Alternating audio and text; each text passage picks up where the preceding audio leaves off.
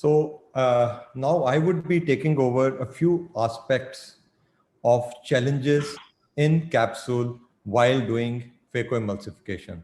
The first one would be capsulorhexis challenges in fibrotic capsules and calcified subcapsular plaques.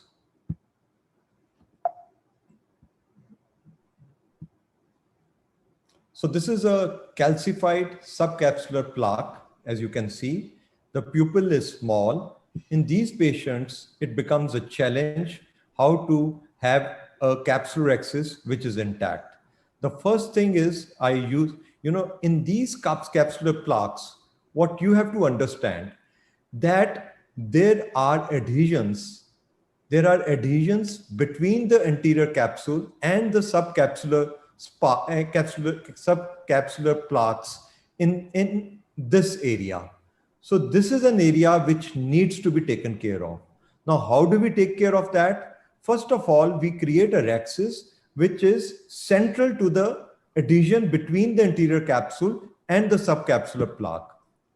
So what I'm trying to do in this is that I'm trying to create a rhexis which is in the central area to the attachment or adhesion of the anterior capsule to the subcapsular plaque. Once that part is done, then using a flat spatula, I am trying to separate the subcapsular plaque from the anterior capsule, and I would be going 360-degree across.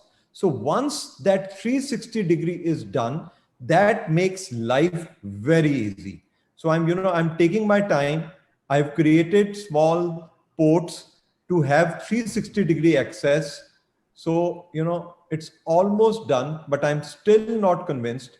And when I'm convinced, then only I'll try to pull out the now separated or loosely adhered subcapsular plaque calcified with the anterior capsule. You can see how beautifully it has come. In the next video, this was the first case. I think the whole credit should go to Deepak Magur for that matter. He showed a beautiful movie in the ESCRS, which won, in the video symposium on challenging cases. So this was the first case which I did. The concept is basically the same. So I'm creating a rhexis in the central area, centered to the adhesion of the anterior capsule to the subcapsular calcified plaque. So this was the first case. So I was not fully aware, but here, had I separated it, the way I separated it in the first case, which I showed, it would have been easier. And another important thing which can be done in this is that I can, separate it fully and go closer and then pull it. So I could have, pulled it from here, but before pulling it, I should have separated it also. Nevertheless, the concept was completed in this. So now this is a fibrotic capsule. This is another challenge. In these fibrotic capsule, you can see there is fibrosis all around. So I'm going peripheral to that, creating a rhexis, but it is putting some stress to the zonules here. So I would not dare to put more stress. I will use these micro scissors from different ports to create the rhexis, which should be a complete rhexis with no peripheral extension.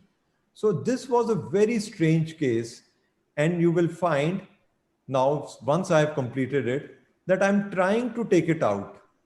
So when I'm trying to take it out, it is not coming. Despite my best efforts, I could not pull it out. So I thought, should I take in the vitractor or should I? So I thought I'll take in the probe. And while taking in the probe, what I'm doing is, I'm just emulsifying it. You can see here that this is the anterior capsule and this is a fibrotic sheet, which is subcapsular. So that was what was being, emulsified now. So you will find that I'm emulsifying it. And once it's taking me a lot of time. And what I found was that at times it was getting clogged. but gradually I was able to take care of that.